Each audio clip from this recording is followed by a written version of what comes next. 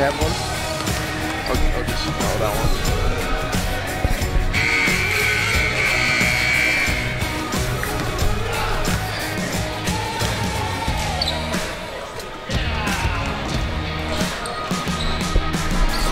I can't tell if they're going or not because it's going.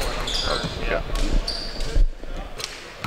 Ladies and gentlemen, thank you for tuning into tonight's broadcast. As tonight, the McPherson Bulldogs will take on your Tabor Blue Jays in a KCAC matchup. The Bulldogs, coached by Tim Swartzendruber, come into tonight's contest with a 4-10 record in KCAC play and an 8-11 record overall. The Blue Jays, coached by Micah Ratzliff, come into tonight's matchup with a 2-12 record in conference play and a 4-16 record for the season. Tonight I'm joined by my color commentator, David Ediger. David, give us some thoughts on tonight's game. Well, tonight's going to be another shootout probably with McPherson. Last time we played over at their place, we were something like 14 of 16 from the three-point line in the first half, which was allowed us to get about a 30-point lead on them early in the second. They end up coming back and cutting it down to 2 points at one point. I believe there's like 56 fouls, no, 56 fouls called in just the second half. It was unbelievable. Game took forever, so look for a shootout tonight with these two teams, I believe. Yeah, in Tabor's last meeting with the McPherson Bulldogs, they came out victorious with a 94-83 victory. That was one of their 2 conference victories. Tabor, coming into tonight's contest, has a 7-game losing streak, 5 of the 7 losses in that stretch coming in conference play. We are going to take a break. Starting lineups will come after the national anthem. Yeah, well, as the standing slide is up, as you see, Oklahoma Wesleyan remains at the top, 13-1 in conference play. They're number 1 in the country. Southwestern number 10 in the country. They came in here and beat us by 32, and they also beat Oklahoma Wesleyan at their place. So Southwestern is certainly a very competitive team. Friends University is the 3rd ranked team in the conference, and they're 24th nationally ranked. Tabor rounds out the bottom of the standings in conference play with a 2-12 record. We will bring starting lineups after the national anthem.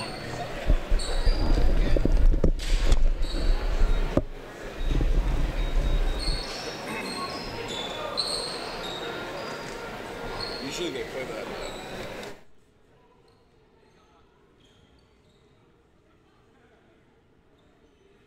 Ladies and gentlemen, welcome to tonight's KCAC Basketball Matchup featuring the McPherson College Bulldogs, the North Tabor College Blue Jays. As Rusty Allen, Tabor College Executive Vice President for Operations, offers a pregame prayer blessing for tonight's game. Thank you for praying with me. Father in heaven, we want to pause this evening. We want to thank you for this day that you've given to us, Lord. We appreciate the opportunities we've had to work, learn, and serve.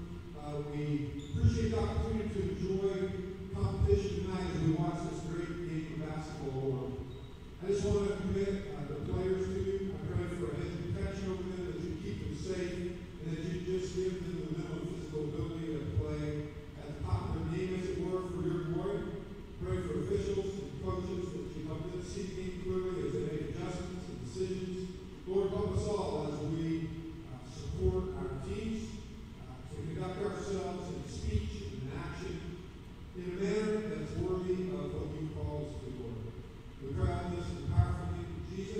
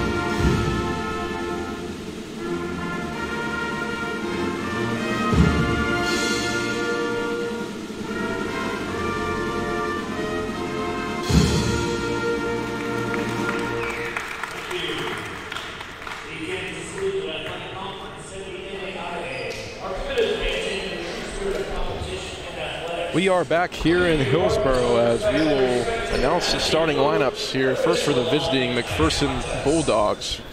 Rounding out the backcourt tonight for the Bulldogs, number 0, Shamaje Berido, number 5, Josh Rivers, and number 35, Devon Hightower. And in the front court for the Bulldogs, number 2, Grant Owens, and number 33, Carino Gurley. And moving on to your Blue Jays, rounding out the backcourt tonight for the Blue Jays, number 2, Darnell Jones-Bowie, number 5, Tess Scroggins, number 15, DeAndre Cutliff. And in the front court is number 22, Patrick Roulette, and number 23, Tevin Berry. That's a starting lineup for the Tabor College Blue Jays for tonight.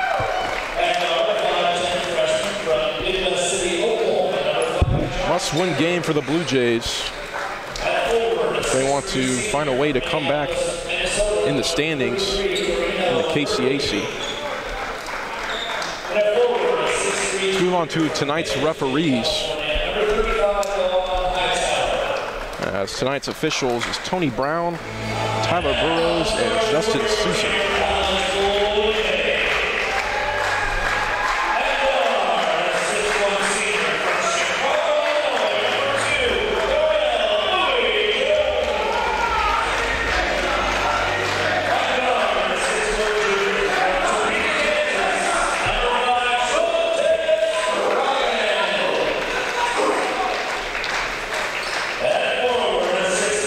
Take a look at some leading scorers for both teams. The leading scorer for the McPherson Bulldogs is Shamaje Berido. He's averaging 16.5 points per game. And for the Tabor Blue Jays is Darnell Jones-Bowie. He averages 13.2 points per game. And that's been a consistent scoring threat for Coach Ratzlaff so far this year.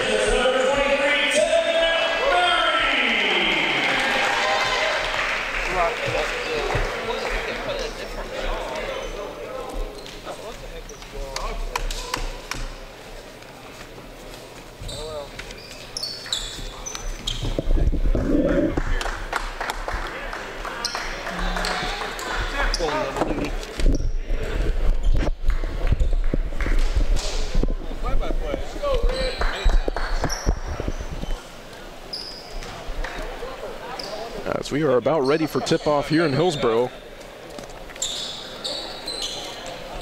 As a matchup between two teams in the basement in the KCAC standings. Both teams need a big win. As we are underway, McPherson will win the tip. The ball will go to Carino Gurley, and he will pass it to Josh Rivers.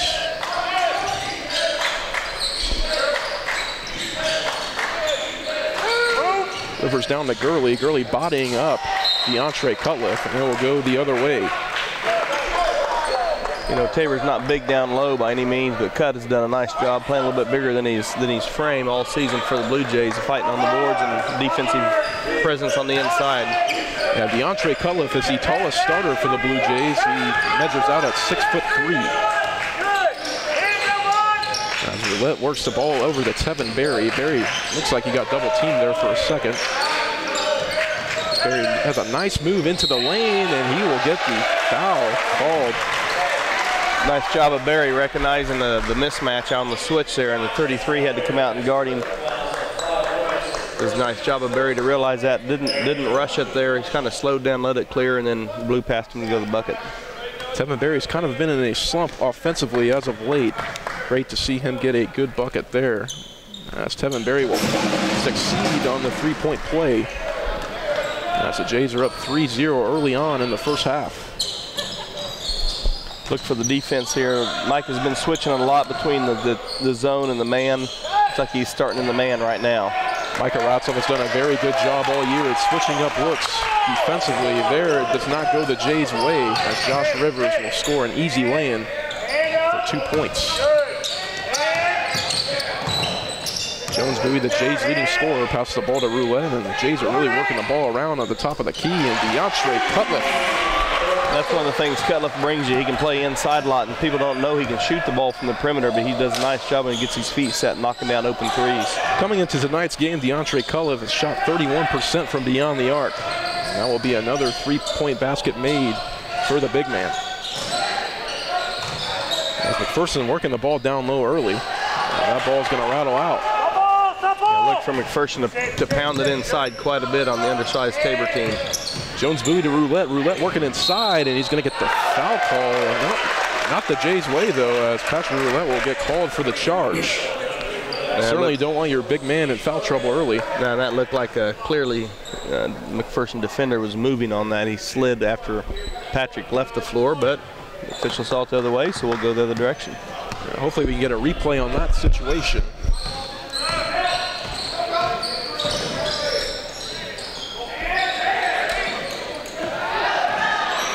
That's Cutler. It's going to be the McPherson Bulldog ball.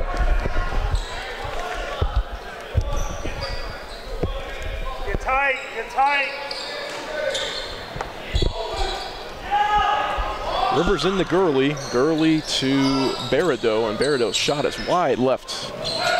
Into the hands of the Blue Jays. Jones Bowie working up the floor really quickly. It looks like it's going to be a foul on the floor. And Jones Bowie is very explosive when he decides to go to the basket. Jumps very well. He did a nice job of challenging that shot on the other end and then getting out on the break early. Grant Owens with the foul. So Jays will inbound from their own basket here as Kevin Berry trying to work around a pick from Roulette into the hands of Tess Scroggins. Scroggins tries to get around the defender, doesn't succeed. Scroggins can get to that 15-foot mark and hit that pull-up jumper from the elbow. That's his shot. That's his bread and butter. They're a little further out than he likes to be. As McPherson regains possession as Rivers driving into the lane. Jones Bowie guarding him pretty hard. The ball will go out to Hightower. Hightower to Gurley. McPherson looking pretty slow on offense early on. Josh Rivers will make a beautiful three from the right corner. Yeah, you're right. Not a lot of ball movement. Kind of kept it there on one side, but did end up with the open three. As we led up to Tess Scroggins. Scroggins going to try to drive in the lane and make something work here, and it's going to rattle off the right iron. And there points out what I was saying earlier about Cutliff right there, trying to battle in there and getting a hand on it, but knocked it to a McPherson player. Hightower dribbles over to Josh Rivers' side. Rivers back to Hightower. Hightower pull up from the right corner, and he's going to make it. 2 possessions in a row. A three has been made from the right corner. Yeah, we're going to have to definitely guard McPherson on the perimeter. Going to have to see if Micah Ratzliff switches up his looks on defense. Maybe goes to a zone defense, try to take the three away. As Kevin Berry fakes left, goes right. Into the hands of Tess Scroggins. Roulette coming to set a pick for Scroggins. Scroggins dribbles up to the free throw line, passes it out to Cutliff, and he's going to make another three. Cutliff 2 for 2 from deep there. Like I said, you know, he can make that shot, and people don't really know that. I'm sure the scouting report says he can now. Him and Patrick Roulette, in fact, they're both bigs for Tabor. Very good beyond the arc. As Rivers will pass it out to Berideau. Berideau, another try from the left wing, no good. Jones Bowie, nice spin move there at midcourt. A little too fancy there. He got going a little too fast and tried to go around the defender and lost the ball on the spin. Tabor's been known all year to work their best in transition, but sometimes they just go a little too fast. As Roulette will get the rebound, it looks like it will be in the hands of Jones Bowie. Jones Bowie working quickly up the court, almost a backcourt call there. Scroggins almost lost control of the ball.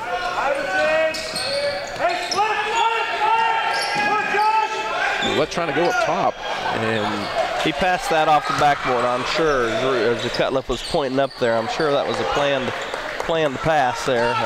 We'll give him the benefit of the doubt. Very weird turn of events for the Blue Jays, but we will take it as the Jays are up 11-8. Ball to Rivers' side up to Grant Owens. And McPherson's offense looking very stagnant early on.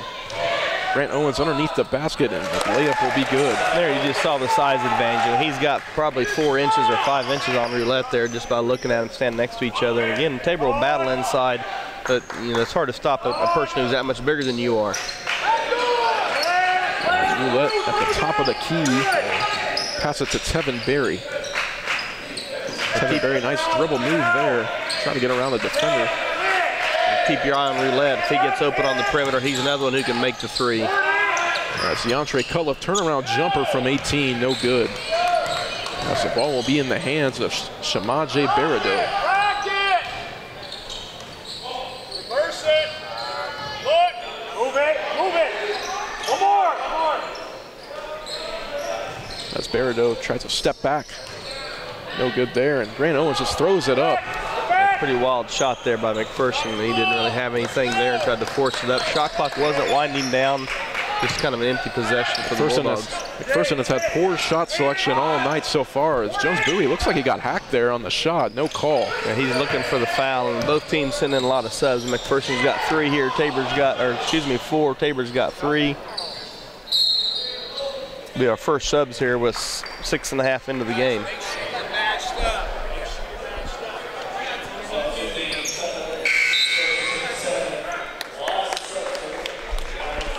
Looks like it's going to be a platoon system for McPherson, as it looks like a whole new 5 is coming in for the Bulldogs. And for the Blue Jays, A.J. Downing will check in, and John Dunn will check in, the freshman, and also Nathan Aarons. Dunn really brings a shooting presence to the Blue Jays. And Aaron's another one of those bigs, those mid-sized big players. Do it inside, but he can also make the 3. Nathan Aarons, Coach Ratzel has talked about it. He's brought quality minutes for the Blue Jays down low. Like you stated earlier, they have a size disadvantage, I should say. And they use Nathan Aarons a lot, actually. A.J. Downing, very physical there, and he'll get called for the foul. Downing's a player to keep an eye on. When he's on shooting, he likes to, again, pull up shots, but he really gets to the basket, and he's been our leading rebounder in a couple of games lately.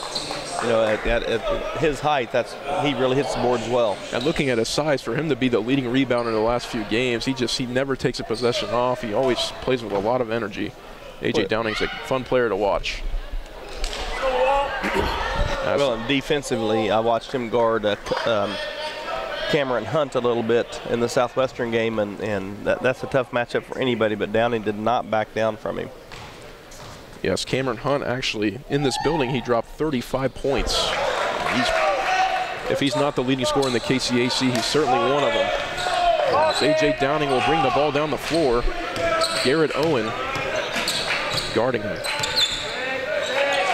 It's done over to Aarons. Aarons to Downing. Downing dribble move, try to get in the lane, and it's going to be an and 1. A.J. Downing. That's one of the things that A.J. really brings is once that floor spreads just a little bit, he's quick to the basket, and he does not mind contact, and he keeps his balance and finishes well. Downing seems like he never takes a possession off. Coach Schwartzengruber here from McPherson disagrees with that call, but there's body all over. It's an easy call for the officials. Downing came into tonight's matchup shooting 68.6% from the free throw line, and that free throw will help his percentage a little bit. Shelvin will shoot from the right wing. It's going to be no good.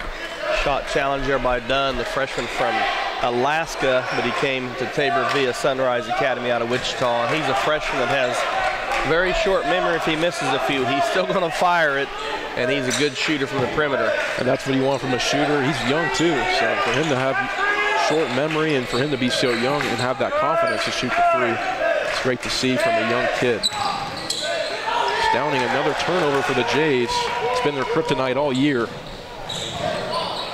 That's Hightower trying to dribble around Tevin Berry. Looks like Tevin Berry's going to get called for the foul.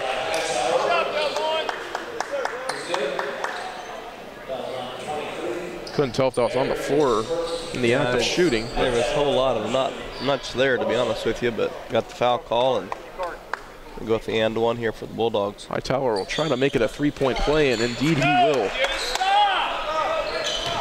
As we are all knotted up at 14 apiece.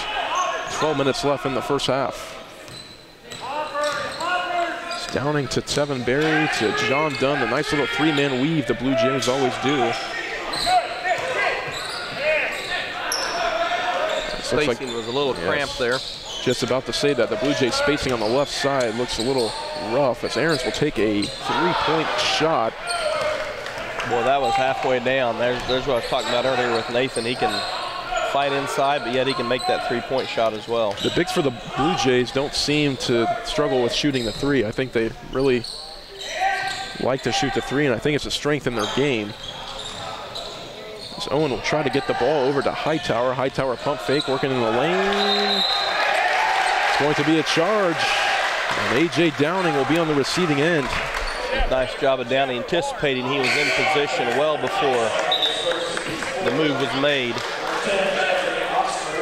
by Hightower, drawing that charge.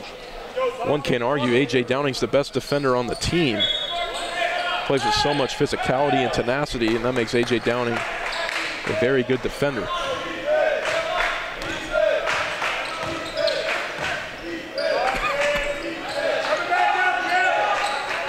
As Roulette will be at the top of the key, over to John Dunn. To the right wing, to the right corner. John Dunn trying to get around his defender. Aaron's over to Dunn. McPherson playing very good defense this possession. As it'll be a kick ball for McPherson. 8 seconds on the shot clock left for the Jays. Going to have to get a good look here pretty quick. As Downing inbounding the ball. As Downing pump fake right to Roulette. 2 seconds left on the shot clock and no good. The ball will be in the hands of Trevon Shelvin. Come on, 3 sides. Keep it moving. There you go. That's it. Jeffrey Oxford out to Owen. Owen deep three try, no good as Roulette will get the ball. And the Jays are pushing up the court. Aaron's underneath the basket. Good block there. Couldn't tell who blocked it for the Bulldogs. And Oxford will get the ball back for the Bulldogs. Out to Owen. Out to Oxford. Corner three. And it's going to be no good. Rebound by, wow, Magod. Lost his balance there trying to go back up when Tabor guys flew by him, caused him to fall down off balance, turns it over to Tabor. As we are halfway through the first half. Still knotted up at 14 apiece. A.J. Downing bringing the ball up the floor for the Jays. John Dunn utilizing the roulette screen to pass it over to Kendrick Williams. You know, Kendrick's played really well lately. The JV game here a couple weeks ago, right before the breaks, he had, I believe it was 35. And Dunn with the deep three from Steph Curry range. And that's what I'm talking about with Dunn. He likes to shoot the ball. He shoots it well. Be a big boost for the Blue Jays if he can hit a few more of those tonight, along with Williams, you know, 2 freshmen out there on the floor right now. Excuse me, Williams is a sophomore. Looks like Dunn has a promising future in a Jays uniform as Williams will get the rebound. Blue Jays pushing up the court. A.J. Downing working on the left wing. Tried to get the ball into Roulette's hands. The pass is intercepted and McPherson will call a timeout. So, David, what have you seen so far from the Blue Jays tonight? They have a 3-point lead, 9-12 left in the first half. It's great to see the Jays up. Well, they're sharing the ball well on the offensive end. Well, I think what kind of killed them earlier in the year was a lot of one-on-one penetration at the wrong time. And tonight, they're spreading the floor and going to the basket when the opportunity's there, but yet they're kicking out for a couple of open threes. And also A.J. Downing has got to the basket a few times and created some contact and finished. So right now their ball movement's pretty good overall, and defensively they're playing inside out first and then challenging a shot and rebounding well on the defensive end. The Blue Jays offense certainly looking more comfortable tonight, and that's great to see so far in a must-win conference matchup. As I stated earlier, the Blue Jays' previous matchup with the Bulldogs, they won 94-83 at McPherson. And that was one of the first conference matchups of the season. Yeah, we're just beginning the second round of the round robin play. That's Kendrick Williams with a nice block underneath the basket. It won't be a block, actually. Yeah, one official just calling it out of bounds, thought it was a clean block. The guy close, the outer official thought he got a little bit of arm, and honestly, it probably could have went either way. Well, it won't go the Jays' way there. It's going to be a foul called on Kendrick Williams. That's Frederick Watts to the line for the Bulldogs. DeAndre Cutliff will check back in for Nathan Ahrens. Watts on the season is shooting 70% from the charity stripe. So he will try to make it a 2-point game. And that he will. Tess Scroggins bringing up the ball up the court for the Jays into the hands of Kendrick Williams, and that will be a travel call. Another turnover for the Jays. That's the one thing that's hurt them a little bit here in the first half. It's a couple of unforced turnovers. Those are hard for a coach to live with.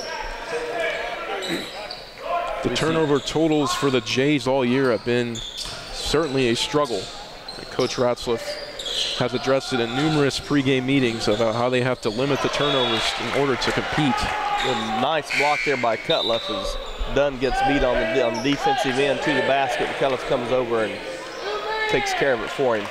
Tevin Berry will check in for the freshman Dunn. That's 8:42 remaining left in the first half. As Berideau will dribble out and give it to the hands of Oxford. Rivers will utilize the pick.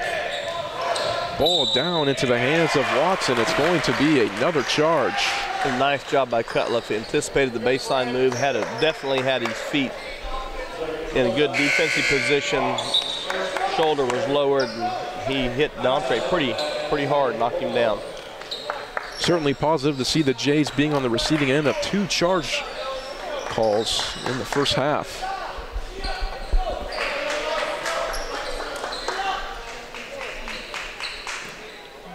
As we're going to wipe down the court here.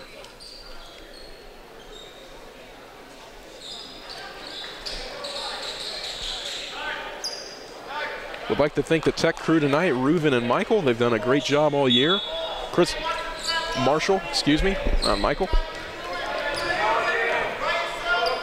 Marshall is our new volleyball coach, and part of his other duties is a little bit of sports information. With the technical side of things, he'll be up in the studio helping us out.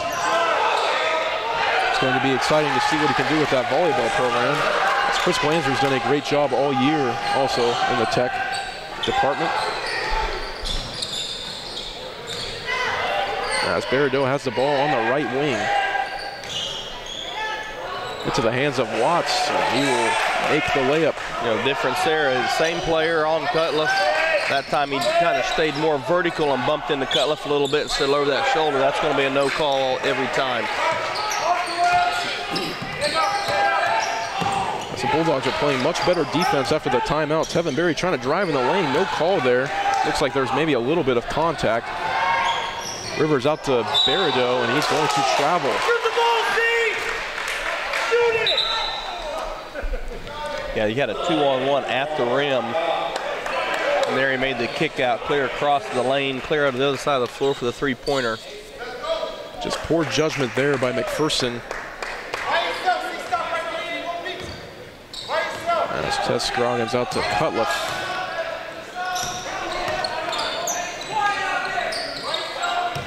Jays looking a little sluggish on offense the last few possessions. There's a little confusion on spacing, it looks like.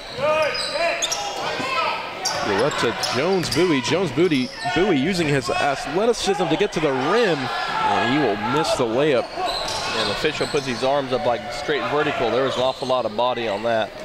Knocked Darnell to the floor. Yes, Darnell almost made a great play on the other end, but it will continue to be Bulldogs ball. Corner! Looks like Tabor's going to stay in there man-to-man here on the inbounds play. That's the only problem with man-to-man is sometimes you get screened, give up an open shot if you're not talking. So Roulette almost got pickpocketed there, and it looks like there's going to be a battle for the ball close to the table here. There's a nice hustle by a couple of Bulldogs and Tevin Berry and Patrick Roulette. Everybody just trying to get after the ball. Great aggressive play by both teams. Looked like it got a little physical there at the end. The ball's going to belong to Tabor on the possession arrow. Great play by Tevin Berry to give the Jays possession. Like you mentioned, there are two teams that are struggling a bit this year, but you can't fault their effort. You know, they've played hard, and right there, you know, this game does mean something to both squads. Yes, indeed, as the Jays will look to make something out of the possession here as Culliff will get the ball inside. He's going to take a quick jumper, and he's going to miss it. He kind of mishandled that initial pass inside, then he tried to turn around and make a quick jumper on catching the defense off guard and just front rimmed it. Rivers calling for a screen. He's going to utilize it. He's going to pass it out to Magott and out to Berideau. Berideau is the team's leading scorer with 16.9 points per game. Magott is going to work his way into the lane and make easy work of the Jays front court. As we are all knotted up at 19.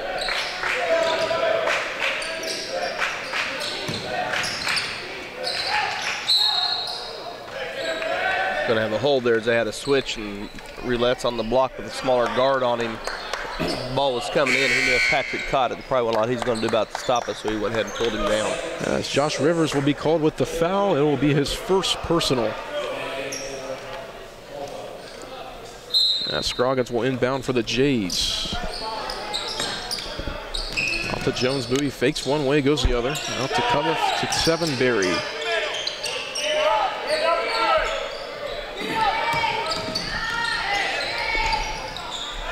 Jones Bowie with the nice lay-in for 2, and it'll give the Jays a 2-point lead. A nice job by Darnell to get all the way to the basket. That time didn't worry about the contact, just finished. Jones Bowie should have been more alert there to get the rebound, and it's going to cost the Jays 2 points. Yeah, and he's coming out for that. Clearly just sat there and didn't even jump. He was just wanting the ball to come to him. And that's going to bring Downing off the bench in for him for that mental mistake there by Darnell. Jones Bowie is much better than that. He's the most athletic player on the court for the Jays, so that's a play he has to make. Tevin Berry will take a shot from the left wing, and it's going to be good. There again, he had the mismatch once again with Gurley trying to cover him. That time Gurley backed off. Remembering probably a couple possessions back where he got him to the basket, and so Berry said, I'll just shoot it over you then. So Tevin Berry's been very good from beyond the arc. So far this year, it's no travel call, and Berideau's 3 is good. So that's 5 points in the last 2 possessions that shouldn't have happened. But the Jays will have to continue to play on. As Culliff's at Jones Bowie. If Tabor can keep moving on offense and not dribble so much, they'll be a lot more effective. And that's why Tabor's offense has been a little inconsistent, because they've been a little too slow at times. As Jones Bowie will work fast and get the nice layup there for 2, and they'll give the Jays a 2-point lead. Nice job of swinging the ball, and then Darnell looking ahead. He knew when he got that one, he was taken off.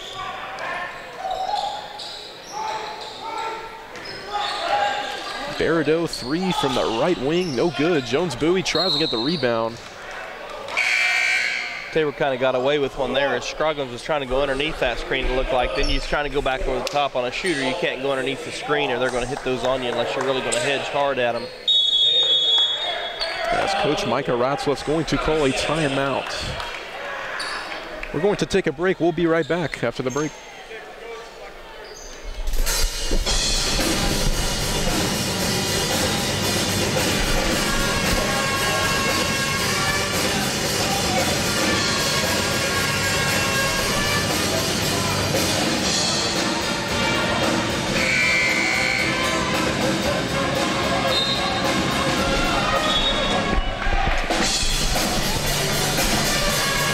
As you just saw in that replay, Darnell Jones Bowie with a nice land to give the Jays a 2-point lead. That was a nice shot overhead of how that floor just opened up.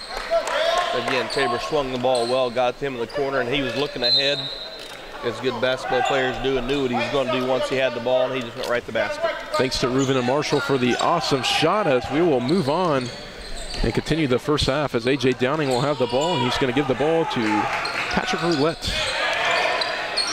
We got 2 mismatches here now, and that's a little miscommunication. Will go the Bulldogs' way. AJ had the right idea to get into Berry with a much smaller defender on him, but he thought he was going to step out maybe a little bit and didn't quite communicate correctly, like you'd said. Another turnover for the Jays. As their turnover total is racking up here in the first half. Out to Hightower. going to be Bulldogs ball still. There's a little adjustment Tabor's made there as they've been playing one-on-one in the post. That time the ball goes in, guard comes in from the backside and causes him to kick it out. Shelvin will try to lay it in. Gurley with the rebound. Gurley, Cutliff with the block. And the Jays are going to get the ball back. Great possession on defense for the Jays. That's Scroggins to Cutliff. Well, Gurley's a big body inside, but the thing he doesn't do is he doesn't jump real well. So he was able to come a little late and get a block there. Gurley is listed at 6'3" on the roster, and another silly turnover for the Jays. Well, they were trying to force it in once again. Roulette trying to force it in there to him with Chevlon on him. He's quite a bit shorter, 4 or 5 inches shorter, but it's still got to move the ball a little bit and make a good pass to that mismatch. Gurley and Hightower playing two-man game in the left side. That's Trayvon Shelvin will have the ball. Shelvin pump fake, a little too hard on the shot attempt there, and the Jays will get the ball back. You saw Downing and Scroggins both playing defense there. They're the AAU teammates, and there's Scroggins' shot. They come up a little short on that one. A little too early in the shot clock there to take that shot. As Hightower will work the offense from the top of the key. Out to Gurley, inside to Frederick Watts. A nice job by Cutliff. Just stayed squared up, hands up. You know, a little contest when he went up. Nice job staying in front of him, making him shoot over him. The Jays will regain possession with just outside of 2 minutes left in the first half. As Tess Scroggins will bring the ball up the floor. Scroggins has done a great job playing point guard for Coach Ratzloff in this recent stretch in conference play. As Tevin Berry with the bigger Gurley on him. As Gurley's playing very physical with Berry. And the Bulldogs will regain possession right next to the scores table. And that time you got to give Gurley credit. He did a nice job of just staying in front of Berry. And as a questionable call is going to go against the Jays. Looks like Scroggins will be the one that will be called for it. Well, Coach Ratzloff adamantly disagrees with that, and honestly I do too. I mean, you waited till a good 3 seconds after the play was over, then he decided to call the foul. You either call it or you let it go. Yeah, it seemed like the Jays were working their way back on the offensive end. 2 shots. And the Jays will. And worse yet, he's going to give him 2 shots on that. That was a pretty late call there. The Jays will be a victim to the late call. As Watts will go to the free throw line for the Bulldogs. And as I stated earlier, he's shooting 70% from the stripe. Here's the replay. And I don't know, David, you tell me. Step on his foot there, it looks like. Yeah, it looked like a little bit maybe, but again, when you call it a good 3 seconds after the play, that's what makes it hard to swallow. We see Aarons with a good clear on the missed free throws, and as Rasheed Wallace used to say, the ball don't lie, and missed free throw there, so. As the ball will be in A.J. Downing's hands as the Jays are up by 1 with just outside of a minute left to play. Downing looking to shoot. Stutter step out to Cutliff from the corner, and he's been hot from 3 tonight, David. That's his third three. 3 for 3 from the 3. He better quit shooting from 5 feet around the basket as he's got a good percentage behind the arc. Excellent play from Downing, too, to work into the lane. Great open shot for Cutliff. As on the other end, Barado will make a 3. Yeah, that's a guy you can't lose. You know, if you're going to come off the screen and leave somebody open, that's not the guy you want to leave open. The ball is in A.J. Downing's hands once again. Downing trying to work into the lane, lost control of the ball, and it's going to go the Bulldogs' way. Another turnover for the Jays. Yeah, Downing wanting a foul there, and there might have been a little bit of contact, but you got to look ahead, and there's 3 guys in there, and you're trying to beat your man plus a couple more. That's pretty crowded. As there's a 1 second difference between the shot clock and the game clock, so the Bulldogs can basically play for the last shot. As Garrett Owen will control the ball for the Bulldogs. As Hightower will shoot it up, and Tess Scroggins will get the rebound. Scroggins going to try to shoot it from midcourt, and it is no good. Well, Tabor take that 29-28 lead at the half. The interesting is the second half we'll be able to see how they come out. They played some good first half. pretty much all season. The second half is where they've kind of struggled. Even in the previous game at McPherson, up big, and then they get the lead cut down to 2. So let's see if the Blue Jays can come out the second half a little bit better than they have been lately. A little different story in the first half for the Jays. It's a positive sign for the Jays. They're up by 1 point. And we will be right back. We're going to take a little break here at halftime, and we'll give you halftime stats after the break.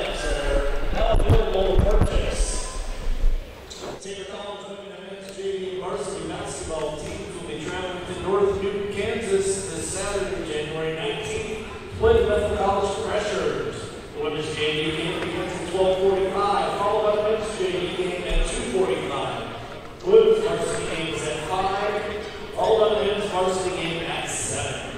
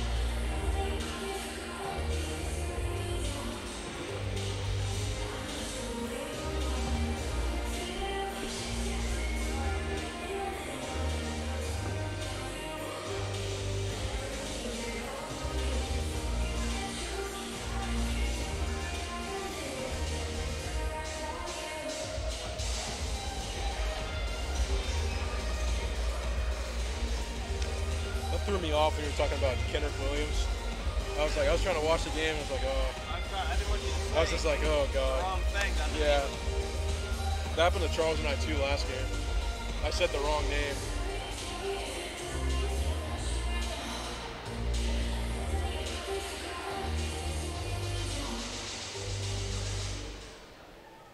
Music on game time.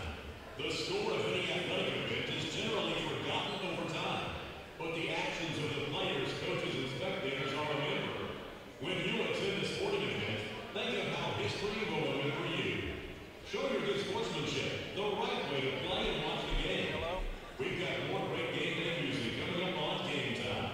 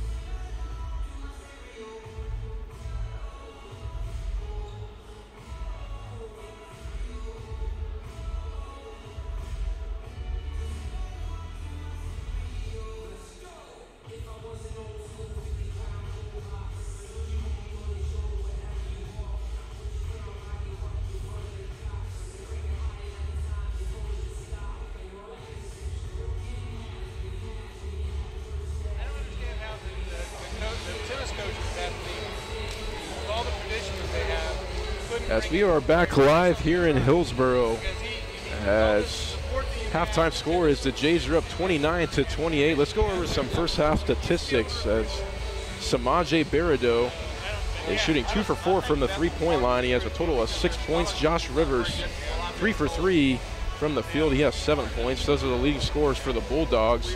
As a team, the Bulldogs are shooting 10 for 32, 31%. And from the 3-point line, 4 for 12 for 33%. Let's move on to the Blue Jays. As the leading scorer for the Blue Jays is DeAndre Cutliff. He's 4 for 6 from the field, 3 for 3 beyond the arc, with a total of 11 points. As a team, the Jays are shooting 11 for 21, 52% from the field.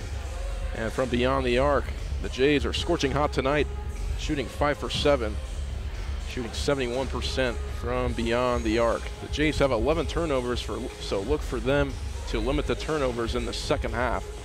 We'll be back with second half action here in a bit.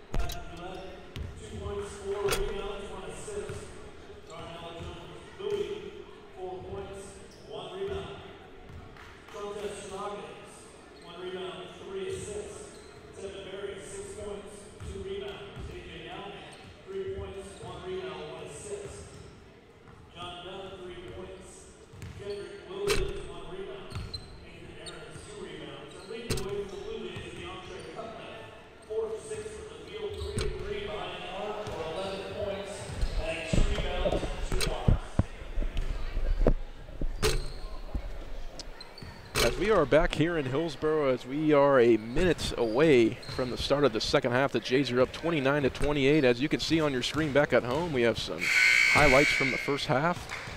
David, what did you see in the first half, and what do you expect from the Jays in the second half? Well, you know, like I mentioned earlier, I thought we shared the ball pretty well and picked our times to go. We went through a little stretch there where we did force a few things, and it caused us to have some turnovers that we probably shouldn't have had. Defensively, again, I thought we've been blocking out pretty well. Overall, you know, we've out-rebounded them, or they've out-rebounded us by one.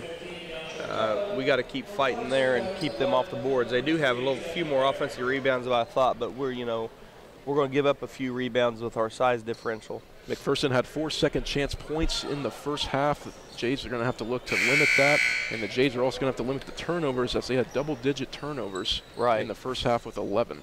Well, like I mentioned, if we could come out this and play a better second half, that's kind of been our kryptonite lately, is going to that locker room. Maybe Coach Ratzlaff should try just keeping them out here on the floor or something at halftime, not taking them in, but hopefully we'll have a little better second half tonight. As the Bulldogs will start off with the ball first here in the second half. That's Gurley out to Hightower. Tevin Berry guarding Hightower, a little size disadvantage right there in that matchup. As Rivers trying to drive in the lane, and he's going to get fouled.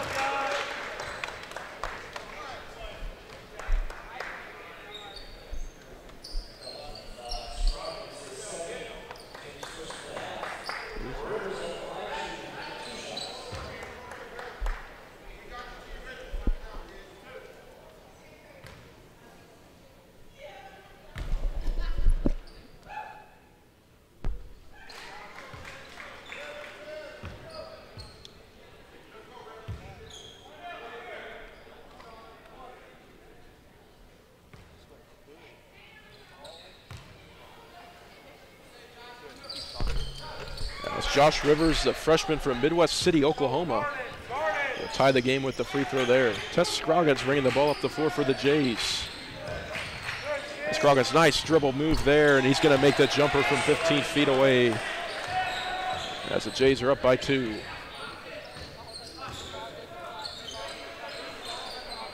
Out to Hightower. Hightower to Gurley. Gurley over to the freshman Rivers. Inside to Owens. Basket's too easy there.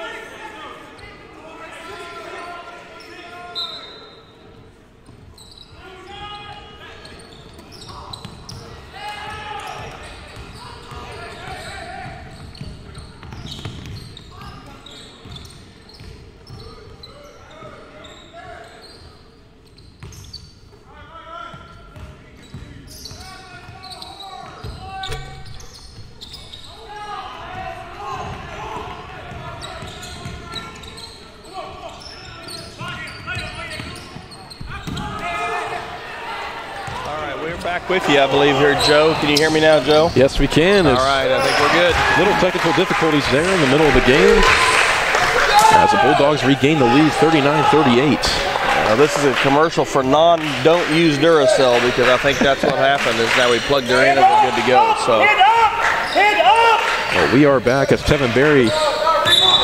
Nice dribble move there, and Tevin Berry looks like he'll go to the line to shoot 2.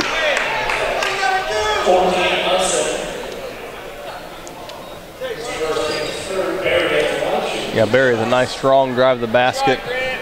You know, the block charge, that's the hardest thing to call in the game. That probably could have gone either way. That's Berry's from Newton, Kansas. He's a junior college transfer from Butler Community College in El Dorado, Kansas. Garrett Owen will check in for the Bulldogs. A.J. Downing will check in for your Jays for Darnell Jones-Bowie. As Berry will look to tie the game here with this free throw attempt.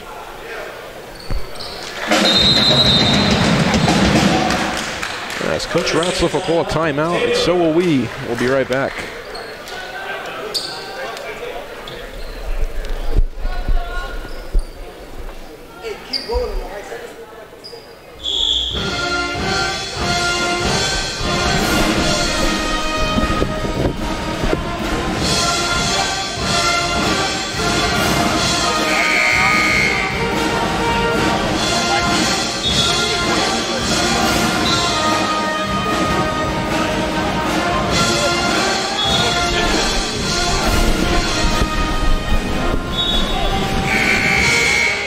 As we are back after the timeout, score is knotted up at 39 apiece. Just under 15 minutes remain in this contest. Yeah, hopefully Tabor, you know, they've kind of played much better here to start the second half than they have in the previous games in the second half. So let's see if we can't weather this storm a little bit here and let's get back on top. The Jays have been very inconsistent all year long in trying to hold leads. And Baradot will get the ball back for the Bulldogs. As Garrett Owen, we're going to throw it up for Munson, and what a play by Grant Munson. That's a nice vision there by the point guard from McPherson to see that. Of course, Tabor scrambling after the good hustle, and that's when sometimes you know, you get an easy one. Good help, Yo. It's Downing out to Tevin Berry. Berry trying to drive baseline, no good there. That's Cutliff with a nice layup for 2 as Cutliff will continue his scoring tear here tonight. That's a nice move by DeAndre down the block. Nice strong move. Munson will fake one way. And loose ball on the ground. It's a great timeout called by Coach Schwartzendruber. There's a lot of back and forth play here in the second half. As the Bulldogs will get a full timeout. Let's look at this replay here on the little alley-oop. You can see Garrett Owen to Munson. Great connection there for the 2. Yeah, I said good play there. You know, we had great hustle there by Tabor. Knocked the ball in the backcourt, on the floor after the ball. Then we had a little scramble mode defensively on this end. Everybody kind of watching the ball, and he sneaks in from the backside. Not for sure what's going on here. McPherson bench very upset. The assistant lower told that's enough, but Grant Munson was complaining about something there and did not make the official very happy at all. Stepped into the McPherson huddle and told him that's enough. So hopefully everything's settled down and we'll get back to playing basketball. As you see in the picture is the Tabor College band. I always appreciate the band coming out and supporting the teams and playing. You know, it's a time for them to be able to perform and show what they can do. And the cheerleaders, well, we are missing our cheerleaders tonight, as I believe they just I think they just returned. They had a competition in Wichita tonight with friends, just a little dual competition. So that's why if you're watching, you're wondering where the cheerleaders are. That's where they were this evening. As we are looking to regroup here, 13:32 remaining left in the contest. As it's been back and forth play all night long here in Hillsboro. This ball will be inbounded into Munson. Munson cannot get around DeAndre Cutliff. Sparrow into Munson. And oh wow! As Lau Magot with the putback dunk off the iron. And good timing there to come on and get that right off the board before he can get a body on him. Wow, Magot using his size and athleticism to have that nice putback dunk there. As the Jays are going to try to respond here. Tez will pull up from beyond the arc on the left wing, no good. You know, Shantez can make the three. That's not his strength. His strength is, you know, finding open people in that 15-footer. So scramble for the ball underneath the lane. Berideau wanted to pull up there, but won't. Berideau out to Garrett Owen. Munson will set the pick for Owen. Owen back to Munson. Munson into Magot again, and this time he will lose possession of the ball. Good defense there by the Blue Jays.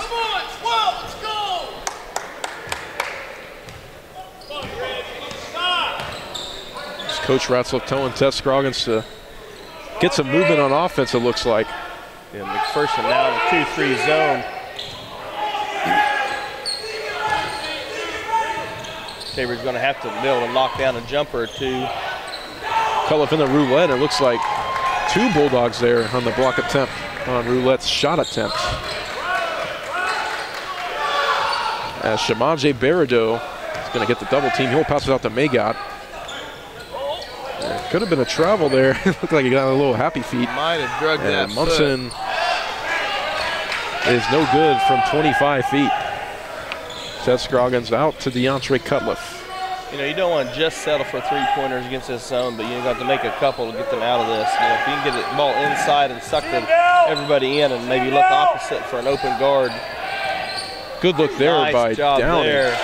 Very good pass from Downing to Roulette, and then Roulette again looking ahead and made a nice little shovel pass to Cutliff for the finish. You can say that was one of the better possessions all night for the Jays. So they're going to tie the score up here at 43 apiece as Munson trying to go up like a wide receiver there on a jump ball. And the Jays will go the other way. McPherson Bulldog bench and fans do not like that call. Yeah, that should be off the Tabor. As they threw that out of bounds off of Downing, goes clear in the backcourt, goes the other way. As you can see, they approve of that call. Or the fixed call, I should say.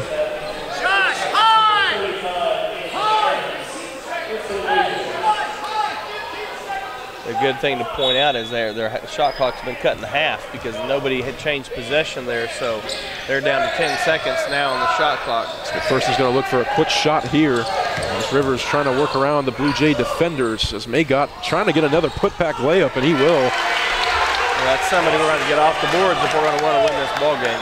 As well, Magot has been the difference here in the second half. Two great plays underneath the basket. It's A.J. Downing.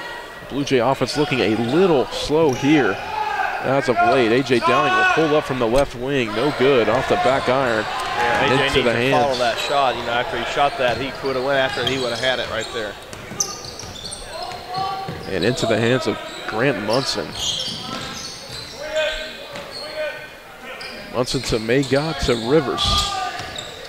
Rivers, nice little jab step to juke out A.J. Downing. Magot underneath the basket again. This time he's no good. A.J. Downing will get the rebound, and the Jays are pushing up the court.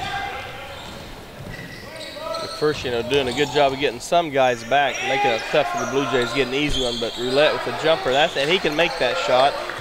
Left him open there at the right elbow. He just a little long. Coach Ratzlaff has always talked about how Patrick Roulette always shoots with confidence, whether it's a mid-range jumper or a jumper from beyond the three-point line. Patrick Roulette is never short on confidence in his jumper. As Roulette, speaking of him, will get the rebound into the hands of A.J. Downing. Good defense there by the Blue Jays. Straight up. Down by a bucket. Downing will get fouled hard.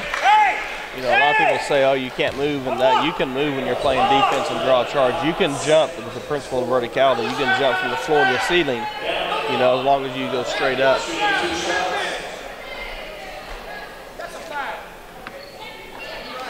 Coach Schwarzenegger disagrees if that's a foul, but when they're straight up in the air like that, they can jump, and that's not a foul. Yes, he's arguing the call right in front of us. As Downing will sink the first free throw.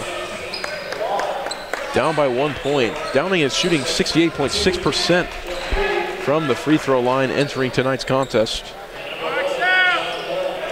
John Dunn, the freshman shooting specialist, will check in for the Blue Jays. Maybe he can knock one or two down between him and Tevin Berry. I like it that Coach Ratzel has both of them in the floor at the same time. So you've got your shooters out there. Of course, Aaron's to play inside or out. And if Darnell and AJ will penetrate at the right time, they should be able to draw some defenders and get some open shots for the guys out on the perimeter. Now you see Tabor in a little bit of a zone here. Tabor looking to get on a run on the offensive side of the ball. Offensively, they've been a little sluggish, and Tevin Berry will get called for the foul. And that's a direct result of Schwarzenegger complaining to that official, so he's going to get that call. That was really nothing there. As Berry is trying to plead his case. It was clear a block out. We had the ball going the other way, and then they got tangled up a little bit, and he called Berry for the foul. It's out to Hightower. Hightower, nice athletic move to the basket. And he will get fouled hard. Nathan Aarons will get called for the foul. You know, these officials have a tough job to do.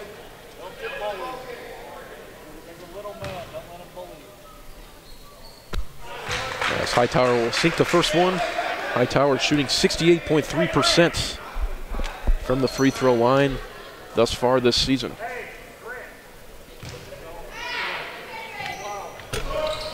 As that one's off the front iron, Darnell Jones-Bowie get the rebound. Downing going to pull from the left wing, and he gets it. Yeah, it was a nice job of Darnell to get that ball up quickly, so if Downey was going to get it off, he had a chance. And it was a good pass, right where you just catch and shoot it. He didn't have to reach for it. Great pass, great score. It will lead to a Jays 1-point lead. The Jays will regain possession here. You know, we got the foul there, which is good for Tabor. There also could have been a 3-second call as number 2 went down and was camping in the lane the whole time. Got it, turned around, ran over Aaron's.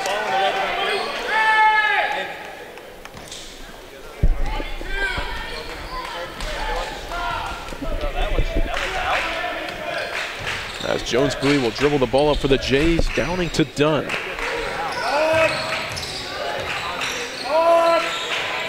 Jays offense looking for a good shot opportunity here. Downing trying to drive in the lane, no good there. He's going to pass it off to Dunn, the freshman phenom. It's going to rattle out into the hands of the Bulldogs. Running their offense pretty quickly in transition. As Hightower is going to shoot it up off the iron, and looks like there's going to be a foul call here. As Tevin Berry is going to get called yet again. That'll be his 3rd foul of the game. As Jeffrey Oxford will check in for the Bulldogs. Kelvin Hightower will come out. DeAndre Cutliff will check in for Tevin Berry.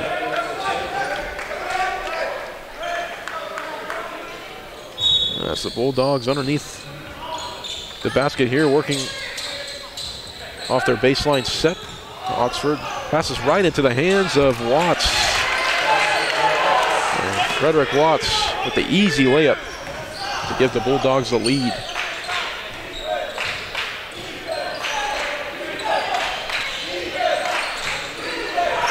Dunn gonna pull up. No iron.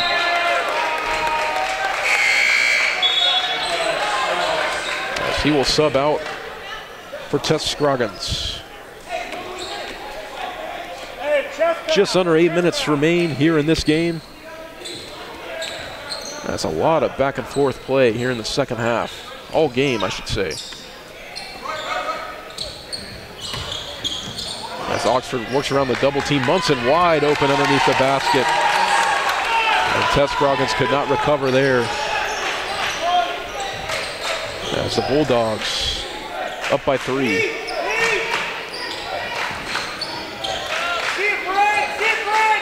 As the Blue Jays offense looking very slow here in the middle of the second half. Aaron's gonna pull up from behind the arc. Looks like Aaron's got hit there.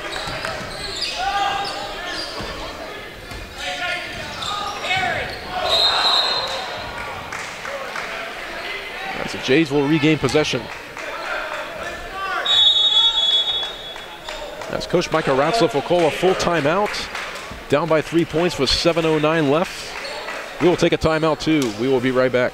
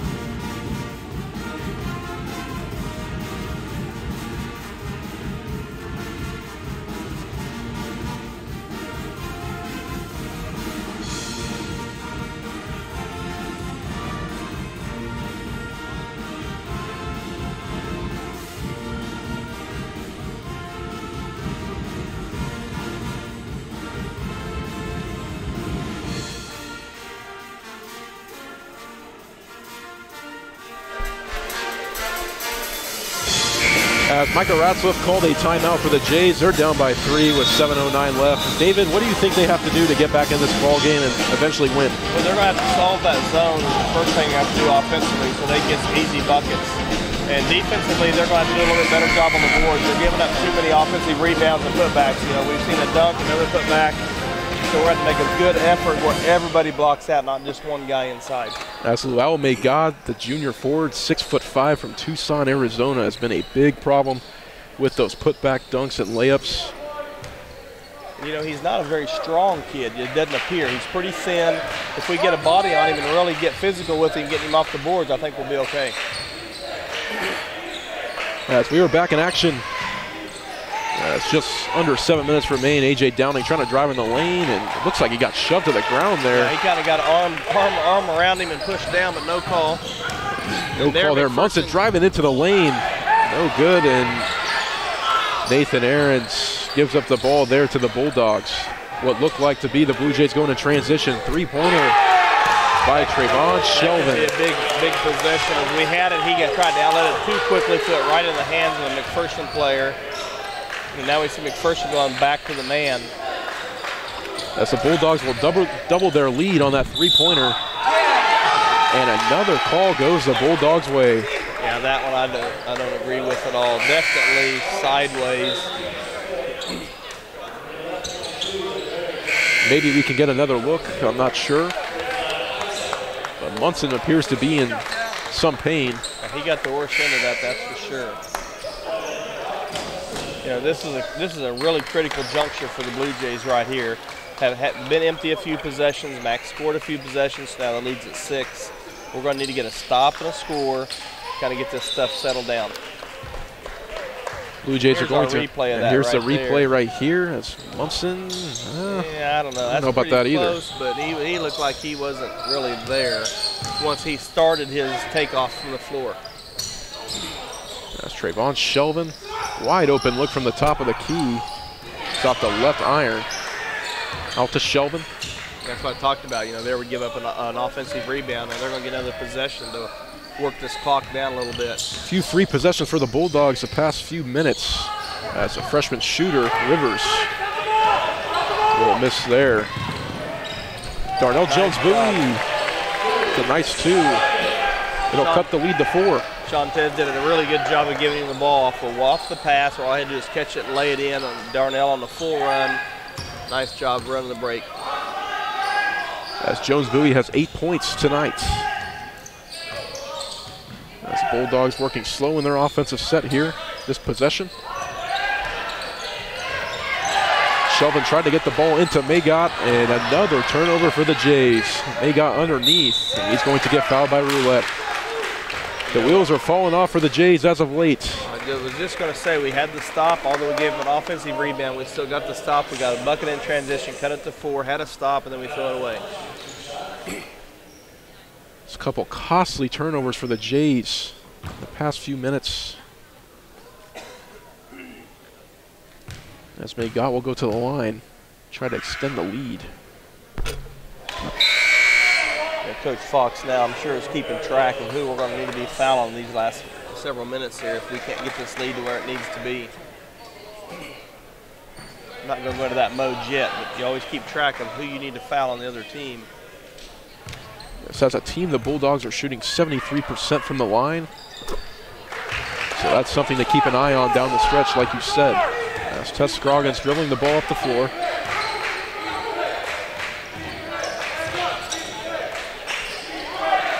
As the Jays are going to have to score in some capacity here to stay in it. And Tevin Berry, I think that should have counted. Would have had a snazzy and one play there. Talk here! Talk here! But the call will be on the floor. As Tez will inbound for the Jays. Officially, when the shot clock resets at 20, as it doesn't go all the way back to 30 on a foul. Illegal screen! You can't move like that, come on! Coach Schwarzenegger wanting an illegal screen call, but if there's no contact, there's no illegal screen. Berry, the nice drive in the basket. As Tevin Berry will cut the lead to 3. As the Jays desperately need a stop here to stay in this contest. You know, we've cut it from 6 to 3 in a little over a minute. Darnell trying to go around him to get the ball. Second time, almost got it there. As the freshman Rivers was not very aware there that Darnell was right behind him. Yeah, Darnell was.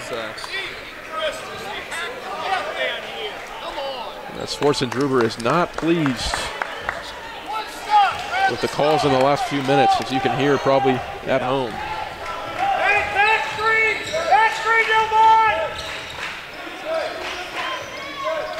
Tevin Berry going to shoot it from beyond the arc, and that's a big-time 3 from Tevin Berry. I tell you what, he did a great job of setting his man up, driving him, coming off that nice screen. Again, the pass was perfect. All he had to do was catch it and shoot. He didn't have to look for it, fumble it. Nice job by Berry. Tevin Berry with 12 points tonight as the Bulldogs. Schwarzenegger calling for a timeout. Have to be careful here for Schwarzenegger. Got right in the referee's face. He's getting a little too agitated here as he got right in the official's face and gave him a pretty unsportsmanlike stare for that. I'm surprised he did not get a technical foul for that. Here's Tevin Berry's three-pointer just a moment ago. Yeah, if we could see that replay one more time, if the guys in the booth can call that up for me.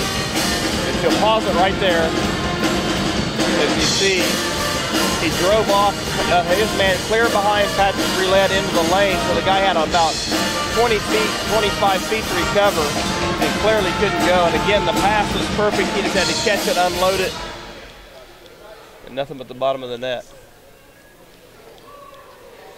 Beautiful quick release, too, by Tevin Berry. He had to get that shot off pretty quickly. If you're Coach Ratzlaff, what are you telling your team right now down by 2 with 3:42 remaining? Well, we want to get a good possession right here. We definitely want to get a good possession. Maybe look for McPherson to switch back to the zone. They've been zoning us, and then they come and played man out the last time out for quite a while. You know, I would say Coach Ratzlaff probably tell them 2 things: what to do against a zone, what to do against a man, and just stressing the importance of getting a good bucket.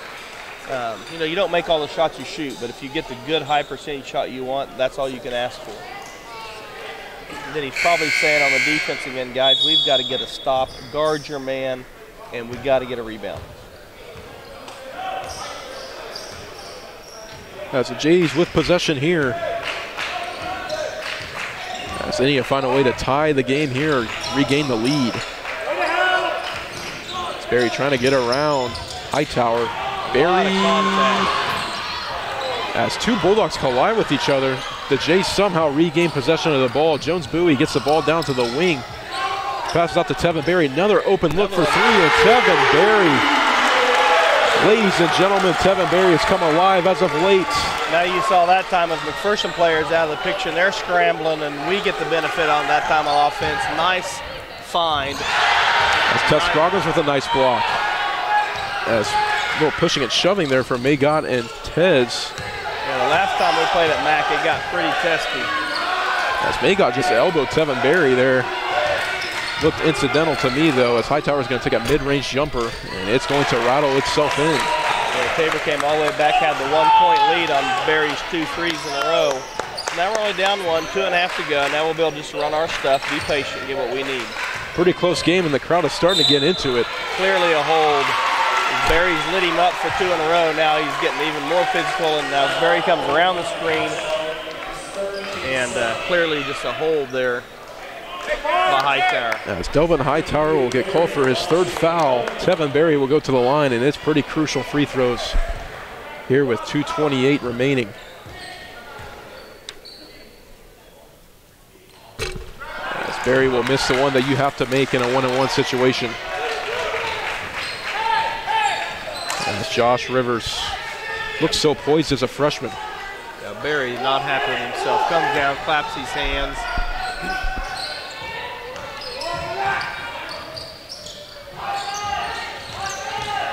Berideau into Munson. Munson, no good. Cutliff tried to get the ball back to a Blue Jay. He basically handed it to the McPherson player. He's going out of bounds. He's trying to throw it in or throw it off of him. Delvin Hightower to Munson, over to the freshman Rivers. They got over to Berideau, the team's leading scorer. Berideau step back jumper, and it will go back to the Blue Jays' Wade. Yes, DeAndre Cutliff looks pretty tired after that possession. I say he cuts playing hard. He's battling on the inside. He's battling boards and battling boards. That's Cutliff with 15 points tonight. He's done a very excellent job on the offensive and defensive end. Tabor's going to be critical here that we get a good shot here. 1.5 minutes left. You can't afford very many more empty possessions. Like you stated, 90 seconds remain as Cutliff with the ball to Darnell Jones-Bowie. Jones-Bowie going to pull up. He got it. I'm not sure if that was in front of the three-point line or not. It was in front of the three-point line. Just inside about a step, but nice patience. Let the defense clear. Darnell's a good bucket. That's 1-point lead for the Jays. The Jays are looking to get their first conference win in quite a while. That's Berideau trying to drive in. Berideau utilizing Maygot's screen. Berideau looking for Maygot. A little 2-man game on the right wing. Schwarzenberger wanted a call there. And rebound will go the Bulldogs' way. Berideau will get hacked.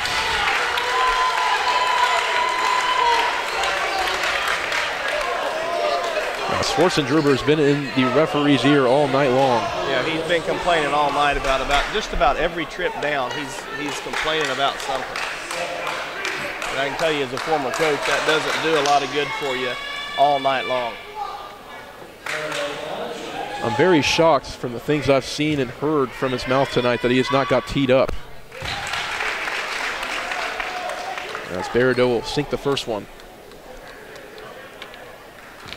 This one for the 1-point lead. Well, a couple of McPherson players as well, as they've been in the official's face 3 or 4 times, and all the officials have said is, that's enough. You know, a quick tee will solve that problem. Schwarzenberger will call a timeout. They're up by 1 with 46.3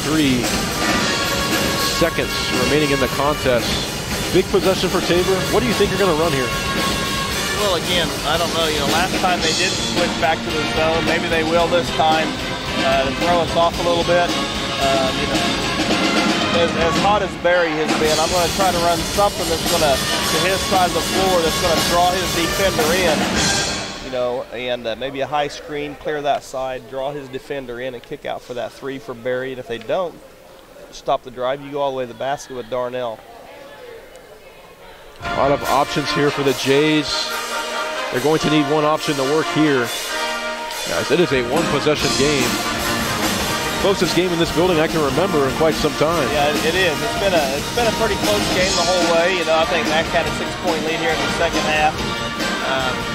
Not sure what our biggest lead was of the game, but it has been more than that, that's for sure. So both teams have played hard, like I expected. It's not quite as high scoring this game as it was the last time at McPherson, but it's been a better ball game overall by both squads. The positive sign for the Jays this game is they've kept the game close the whole entire game. Usually they keep it in between single digits and it gets into a double-digit lead, and you just don't see the Jays ever again get back into the game. This game, a different story. Yeah, they played a much better second half. Haven't had that bad stretch or so. So we have an elevator here for Barry coming off right there. Murdoch's going to guard him. Looks like Barry's double teamed. Yep, double team. Barry going to work in the lane though. Barry off the glass and he's going to get it. Very tough move by Barry. Tevin Barry, his 17th point of the night, and it's the biggest basket of the night as the Jays have a 1-point lead. There's about a second half differential in the shot Barradill gets blocked by Cunliffe.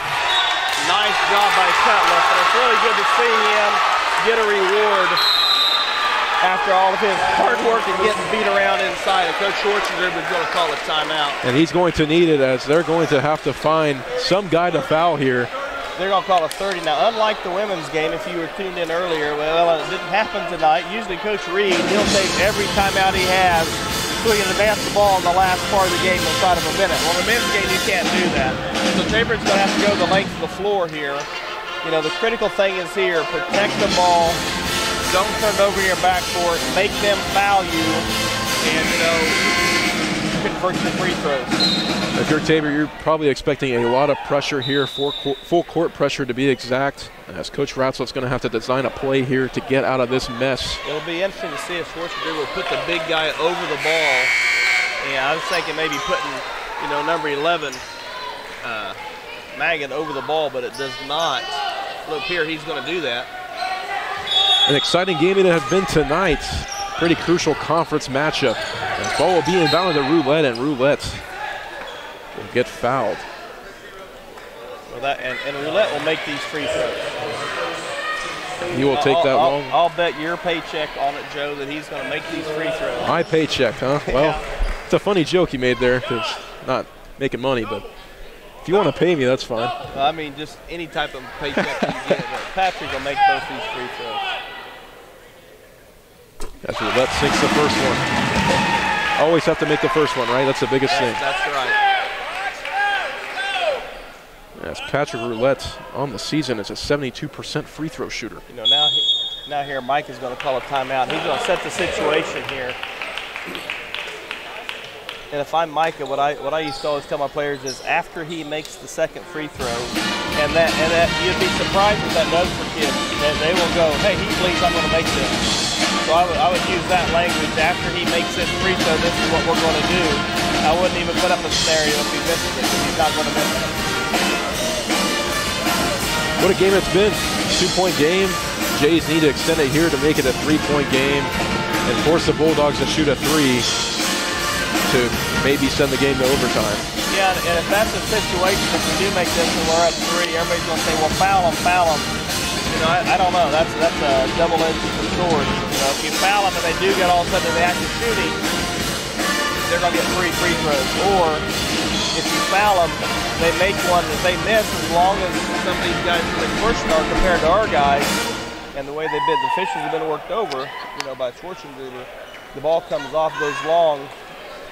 You know, there's a good chance they could rebound the free throw and put it back in and win the game. So I think you make the free throw and you play straight up defense, just don't foul a 3-point shooter.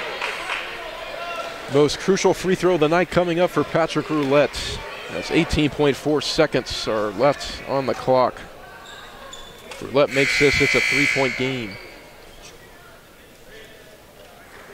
As you kind of see the chess match from both coaches, Schwarzenegger and Ratzlaff, both really trying hard to win this game. It'd certainly make their conference record look better. Yeah, it's a critical game.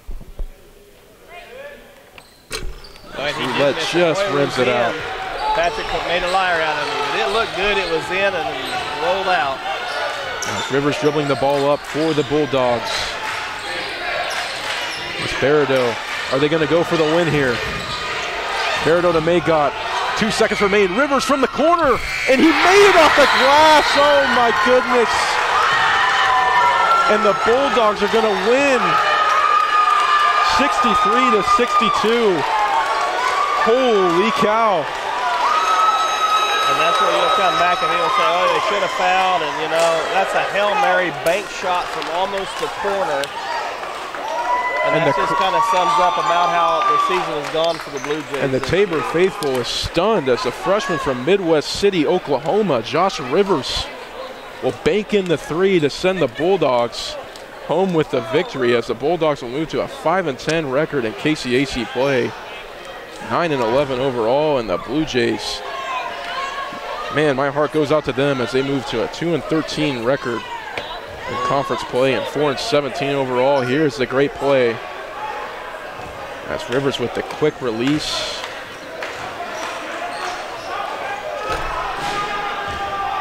That's almost impossible. As high as that hit off the backboard, above the white square, from the wing, almost out of bounds, and it banks in.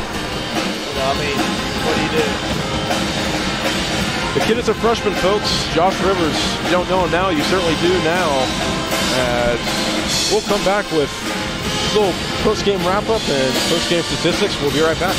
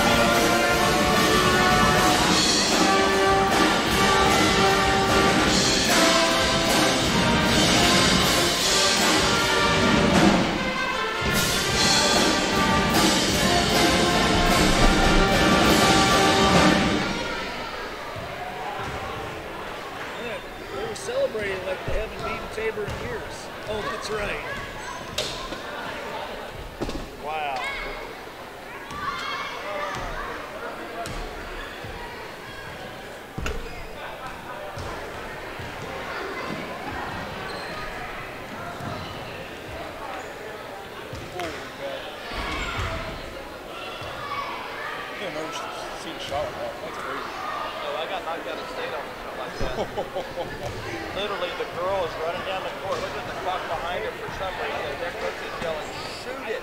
And she literally jumps and throws it with a side spin from over there. And it hit the top. It hit the top corner. I'm not kidding. She put up about where the group is standing. It hits the top corner. It could have been 2 inches higher. It would have went clear over. This is the final to substate. And it banks and goes in. And people said, why did you foul? I said, seriously, you think she's going to make that shot? Yeah. I said, my 2 best players on the bench. You only see that after she I know. Yeah. I said, my 2 best players on the bench because they fouled out. I said, you want me to put a girl on the free throw line versus the Hail Mary bank-in?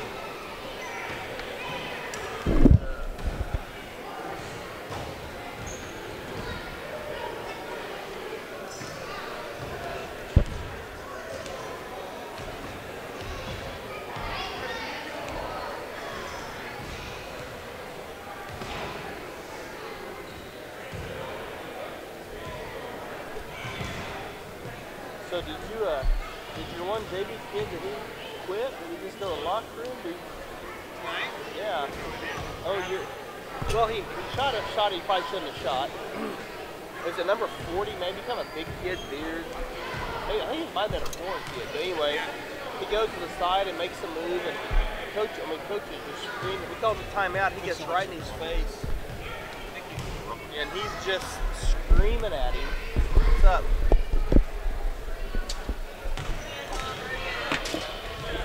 Okay. Love you.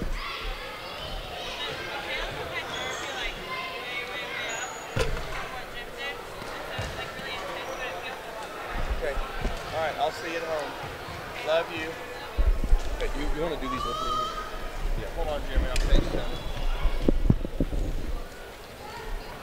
As we are back live here in Hillsboro, what a heartbreaker, David. Yeah, that was something, we just talked about the whole do you foul, don't foul, and I'm not a big believer in that. That's not a very high percentage shot he just hit at the buzzer. Yeah, Josh Rivers.